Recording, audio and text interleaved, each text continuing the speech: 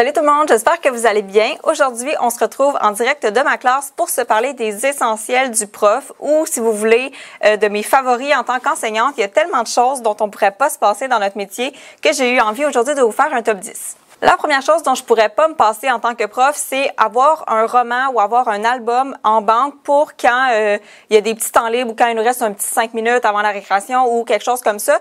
Moi, ces temps-ci, c'est le livre Madame Wenham de Patrick Sénécal. Quand je suis arrivée dans la classe ici, j'ai lu aux élèves 7 comme 7 heures, puis ça, c'est la suite. Fait qu'on est en train de lire ça, donc chaque fois qu'il nous reste un petit temps ou que je vois que les élèves sont pas, tu sais, qui sont un peu désorganisés ou que ça fonctionne pas l'enseignement que je fais en ce moment, je fais une petite pause puis je leur lis un bout de ce roman-là. Donc, c'est vraiment un essentiel pour moi d'avoir un livre toujours en banque comme celui-là. Si jamais vous voulez que je vous parle de mes favoris, livres ou romans pour les enfants, vous me le laisserez savoir dans les commentaires. Ça va me faire plaisir de faire des vidéos sur la littérature jeunesse parce que je tripe vraiment. Mon deuxième favori, je vous en ai parlé dans ma dernière vidéo sur les cadeaux à donner aux profs et c'est des post-it. J'en utilise à toutes les sauces pour absolument tout. J'en ai dans mon agenda, j'en ai sur mon bureau.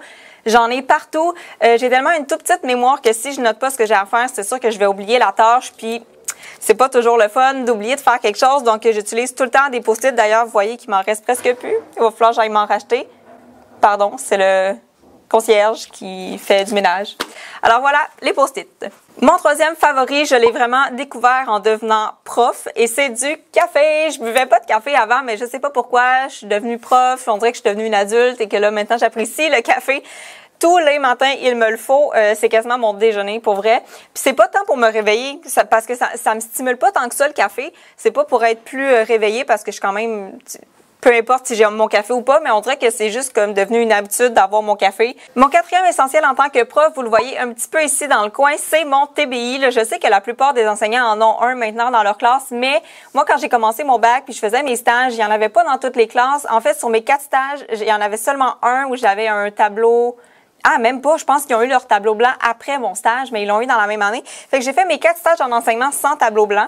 Et honnêtement, c'est l'outil le plus hot que j'ai jamais eu. Je ne pourrais plus m'en passer. Il peut faire des affaires vraiment hot. Plein d'activités. Il y a des chronomètres. On peut aller chercher sur Internet si jamais il y a une information qu'on sait pas. C'est vraiment super pratique. Fait que moi, là, mon TBI, je l'adore. Mon prochain essentiel, vous me direz si c'est juste typique à ma classe, à moi aussi. Vous autres aussi, ça se retrouve dans vos groupes, mais c'est des feuilles lignées parce que je sais pas pourquoi, je sais pas ce que les enfants font avec ça, mais 3 semaines après le début de l'école, ils en ont plus aucune dans leur cartable. Fait que moi, ça fait une couple de semaines que je leur fournis des feuilles lignées, mais j'aime ça les faire travailler sur des feuilles lignées au lieu des cahiers parce que des fois, je veux ramasser l'activité pour la corriger, puis dans la même journée, je veux faire une autre activité. Fait que s'ils le font dans le même cahier, il faut que je leur donne, il faut que je leur prenne. Fait que des feuilles lignées, puis en plus, moi, là, ils font leur en-tête comme au secondaire là, avec leur nom, le nom du prof, la date, puis tout ça. Fait que ça les pratique à remettre un travail sur une feuille lignée, un travail propre. Fait que les feuilles lignées, autre essentiel de ma classe. Mon prochain essentiel, c'est une plastifieuse. J'en ai pas une pour vous la présenter, mais j'en ai une à la maison, puis habituellement, les écoles en ont aussi. Mais à l'école où j'étais en 3e année, au début de l'année, je passais mon temps à plastifier des cartes à tâches, des affiches. Je trouve que c'est tellement pratique, ça permet premièrement de conserver nos documents plus longtemps. Mais ce qui est le fun aussi, c'est que quand on plastifie une feuille, les élèves peuvent écrire dessus au crayon effaçable, puis on n'est pas obligé de refaire des photocopies d'année en année. Fait que c'est vraiment intéressant. Mon 7e favori en tant que prof, c'est du rangement et de l'organisation. Je suis vraiment pas organisée dans ma vie, là. Je veux dire, ma chambre est en bordel constamment. Mais quand je décide de m'y mettre, je m'y mets, puis je range tout à sa place, puis c'est vraiment clean. Puis dans ma classe, c'est tout le contraire, là. Je veux dire, je me laisse jamais traîner. Tout est toujours à sa place. Puis j'aime ça que chaque item ait son endroit particulier pour ranger. Donc, la première chose que j'ai fait quand je suis arrivée ici, c'est vraiment dire, OK, dans cet étage-là, ça va être les maths. Dans cet étage-là, ça va être le français. Je vais mettre mes cahiers là. J'aime ça être organisée.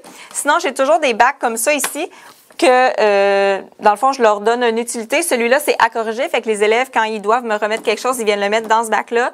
J'ai le bac qui est corrigé puis qui est à remettre. J'ai un bac où est-ce que c'est qu'il faut que je l'amène à la maison pour le corriger. J'ai des bacs de tout. Puis c'est vraiment pratique. Fait que de l'organisation, c'est vraiment important.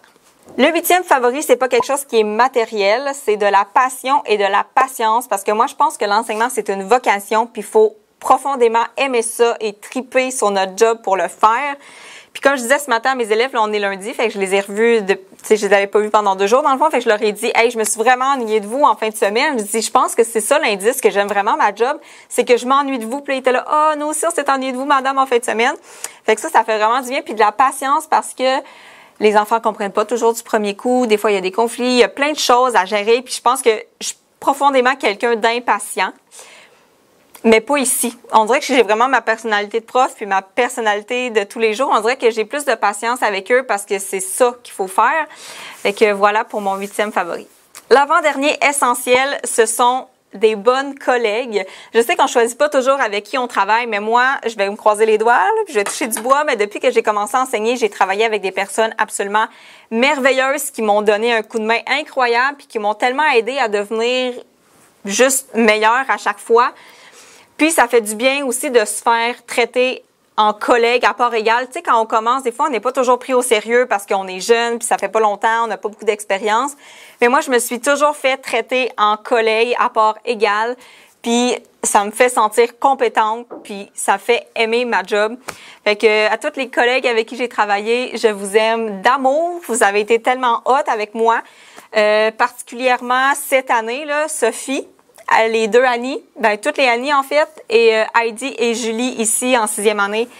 Merci pour tout ce que vous avez fait pour moi. Ça me permet d'être juste bien dans mon environnement de travail.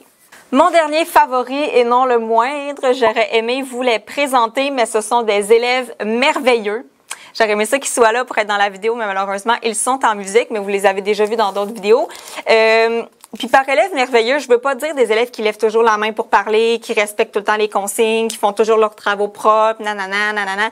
C'est pas nécessairement ça que je veux dire par des élèves merveilleux. Ce que je veux dire par des élèves merveilleux, c'est la relation de respect entre nous, notre lien ensemble. Je sais pas trop comment expliquer ça, mais on est juste bien ici dans la classe. Puis je sais que quand je donne une consigne, elle va être respectée. Je sais que si je fais une blague, ils vont rire. Je sais que quand je demande de faire un travail, ça va être fait. C'est ça, des élèves merveilleux. Pour moi, c'est pas un élève qui est parfait puis qui écoute tout le temps les consignes puis que jamais il déroge de quoi que ce soit. C'est vraiment pas ça. Si jamais vous avez envie que je fasse une autre vidéo dans ce genre-là pour des favoris de profs, parce qu'honnêtement, j'ai fait un top 10, mais il y aurait pu y avoir un top 35, tellement il y a des choses que j'aime dans mon métier puis que je trouve essentielles à avoir dans sa classe. Mais si ça vous intéresse que je fasse une autre vidéo de ce genre-là, vous me laisserez un pouce en l'air. Vous pouvez me l'indiquer dans les commentaires. Si jamais vous êtes prof aussi puis que vous avez d'autres favoris, d'autres essentiels, ne vous gênez vraiment pas pour les laisser dans les commentaires. On peut partager des trucs, des astuces, des ressources et plein d'autres affaires. Et sur ce, on se revoit mercredi prochain. Bye! Merci beaucoup d'avoir visionné ma vidéo. Je vous invite à vous abonner à ma chaîne pour ne rien manquer et à me suivre sur tous mes réseaux sociaux. À la prochaine!